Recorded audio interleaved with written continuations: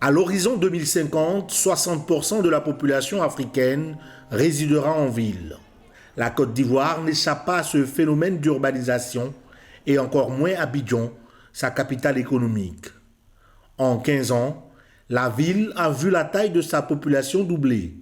Face aux défis de la ville de demain, respectueuse de l'habitat, de la mobilité, de l'emploi et des loisirs, fonction essentielle de la ville, Entreprise Live, en partenariat avec le ministère du Logement et de l'Urbanisme ivoirien, a rassemblé pour sa 3e édition les experts, décideurs et entrepreneurs pour porter la réflexion sur les mécanismes de transformation des pôles urbains. Notre objectif, c'est déjà de corriger l'armature urbaine de notre pays qui est aujourd'hui déséquilibrée à cause de la croissance démographique fulgurante des 30 dernières années et à cause de la concentration très forte des activités économiques dans la ville d'Abidjan et ses alentours. On se plaint souvent de la concentration des personnes, mais en réalité, c'est d'abord la concentration des activités qui est en cause et qui fait en sorte que nous soyons aussi nombreux dans la ville d'Abidjan. C'est de donner plus de sécurité à l'acte qui est l'ACD, deux, délivrer cet ACD dans des délais beaucoup plus courts.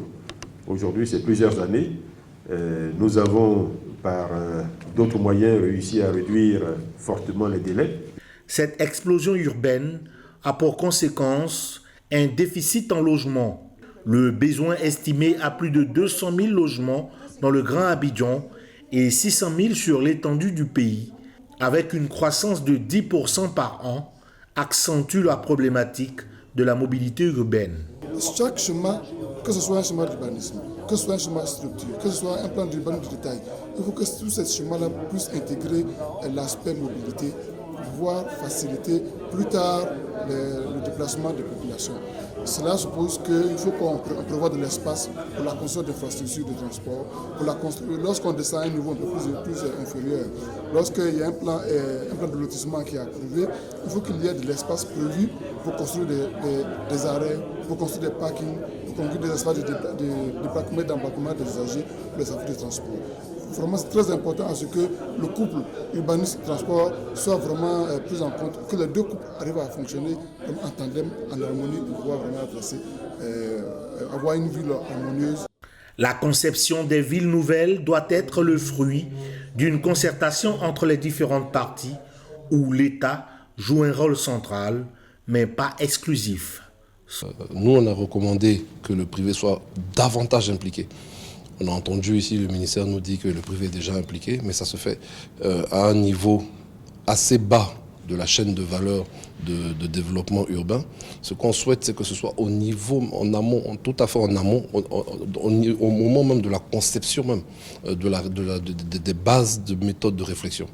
Pourquoi ? Parce que c'est à ce moment-là que, j'allais dire, les termes de référence, les cahiers des charges, les obligations, les servitudes, les enjeux, surtout les enjeux, sont définis.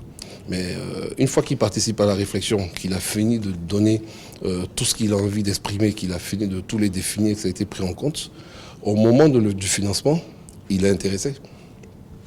Parce que ce qu'il attend, ses attentes ont été prises en compte et été intégrées.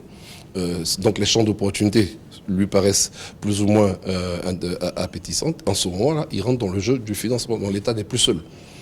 La ville de demain, c'est surtout et avant tout une affaire de civisme. Il est bon aussi de comprendre que, par exemple, relativement à la question de l'assainissement, aux inondations, etc., le tout, ce n'est pas seulement à l'État de réaliser des ouvrages d'assainissement, c'est aussi aux citoyens lambda de ne pas déposer dans des caniveaux qui ont été dimensionnés pour drainer des eaux de pluie, des pneus usagés, du gravat, des sables, etc. Donc, la participation du citoyen dans l'aménagement, dans le maintien d'un cadre de vie sain est essentielle. Il n'y a pas que l'État. Abidjan reste le poumon économique de la Côte d'Ivoire. Mais le pays ne peut faire l'économie de sa révolution urbaine. Respecter les plans d'urbanisme directeurs des 32 chefs de région serait déjà un bon début pour la promesse d'une vie meilleure.